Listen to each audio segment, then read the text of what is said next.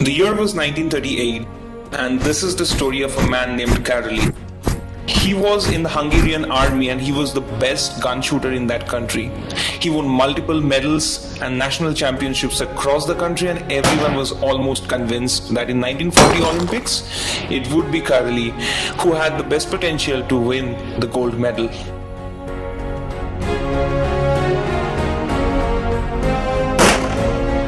He had trained for years. He had only one dream, he had only one focus, that he had to make his right hand the best shooting hand. And yes, he just had achieved that.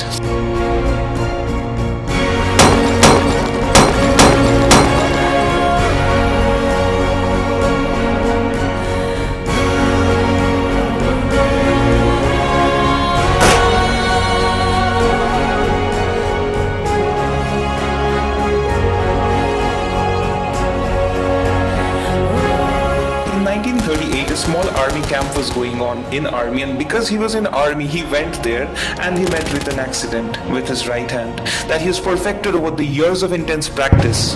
A defective grenade exploded in his right hand, his pistol hand, and destroyed it completely. His dream, his focus got shattered in just a blink of an eye.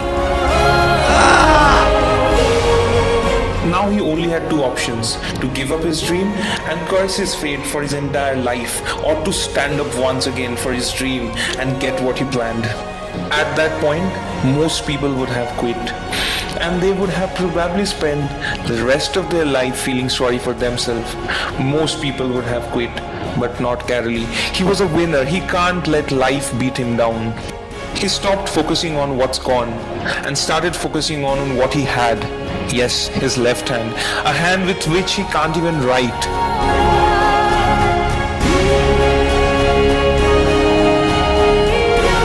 He was treated in hospital for a month, and after that he resumed his training with his left hand.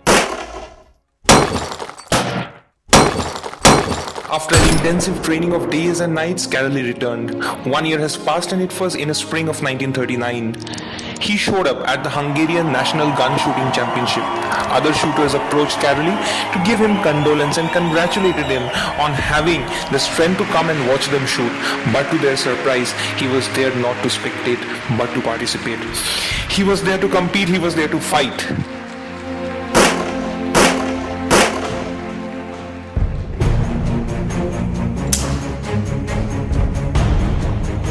When the event began, everyone expected him to make feeble attempts to pull the trigger with his right hand so that he could quench his emotional thrust of shooting again. But when it was his turn, the man picked up the pistol with his left hand. He fired shots after shots with his non-dominant hand, and the audience watched with their jaw dropped open. And what was shocking was every shot hit the bullseye. All of the players shot with their best hand, but Karoli was shooting with his only hand. Who won? The man with the only hand. But he did not stop. He had a dream, a goal, a focus to globally make his hand the best shooting hands. His focus was 1940 Olympic once again.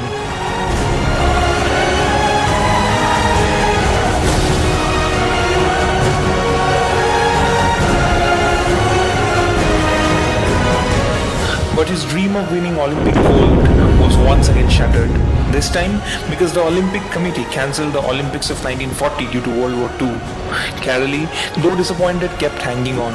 He waited for 4 long years hoping to fulfill his incomplete dream in 1944. Unfortunately, the Olympics of 1994 too got cancelled due to continued war.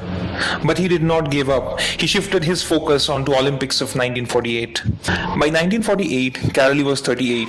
Summer Olympics held in London, he was no longer considered the favorite to win the event. He was competing with newer generations.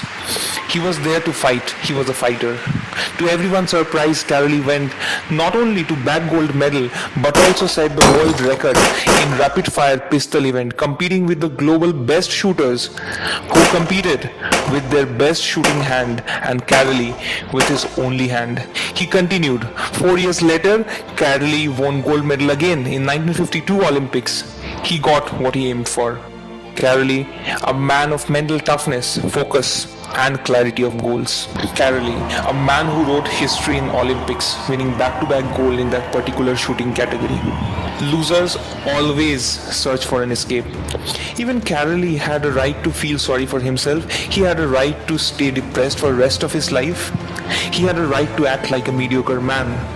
But he made a decision to dig deep inside and find a solution, to pick himself up, to learn to shoot all over again. There can be two conclusions. Losers giving every possible reason for not doing, and winners having that one impossible reason, exploring it to its optimum potential and to achieve excellence. And secondly, it's never too late to live, it's never too late to dream, and it's never too late to achieve.